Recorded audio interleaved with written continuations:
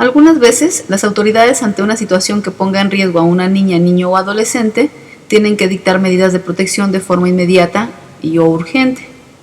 Asimismo, dichas medidas algunas veces suelen vulnerar otras esferas de vida del niño.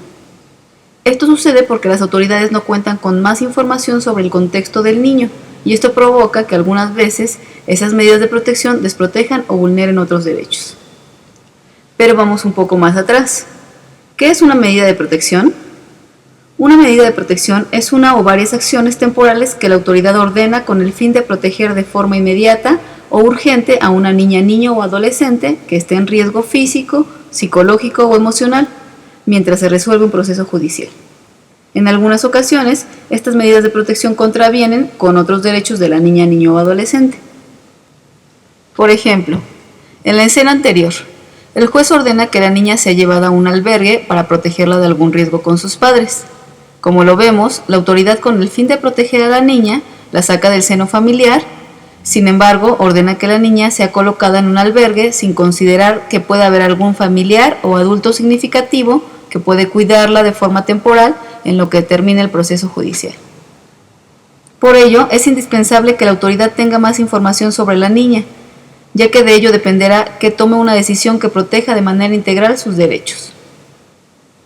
Para ello, es particularmente útil que la autoridad cuente con un diagnóstico de riesgo. Este diagnóstico lo realiza un psicólogo o psicóloga y es solicitado por la autoridad. En él se debe incluir toda aquella información útil que le permita a la autoridad conocer el contexto general de la situación de la niña, niño o adolescente. Ahora bien, un diagnóstico de riesgo es necesario para acercar información a la autoridad sobre el contexto general y las condiciones en las que se desarrolla la niña. Además, este diagnóstico sirve como recomendación a la autoridad sobre los adultos con los que puede vivir la niña de forma temporal, sobre qué tan aptos son los padres para cuidar a la niña y qué tanto se debe de obligar o vigilar a la familia para que proteja y atienda a su hija de forma adecuada.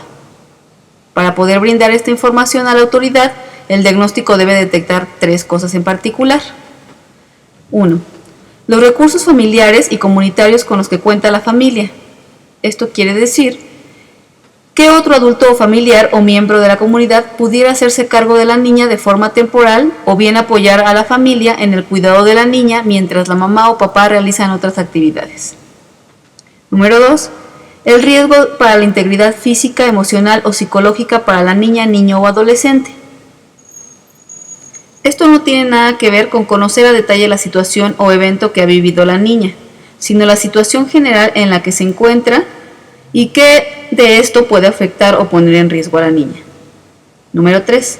El grado de coerción, es decir, qué tanta disposición se cuenta por parte de la familia para llevar a cabo acciones adecuadas de cuidado y atenciones a sus hijos e hijas, y en qué medida será necesario obligar y garantizar el cumplimiento de los cuidados adecuados. El método general para realizar un diagnóstico de riesgo que permita obtener esta información consta de 2 breves intervenciones, una con el niño, niña o adolescente y otra con la familia o con los adultos responsables.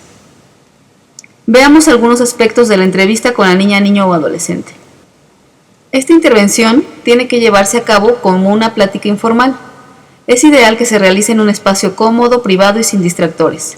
Esta entrevista se trata más de escuchar y observar que de cuestionar. La finalidad de esta intervención es conocer quiénes son los adultos significativos para la niña, los miedos o temores que pueda tener y conocer el contexto general de la situación que atraviesa la niña. Es muy importante reiterar que no se requieren conocer detalles sobre el evento vivido por el niño, sino más bien el contexto en el que se desarrolla. Esto nos permitirá conocer qué es necesario hacer para protegerla de forma adecuada. Ahora veamos el diagnóstico con la familia. Esta intervención, al igual que con la niña, es una plática en un lugar cómodo, privado y de ser posible sin la presencia de niños.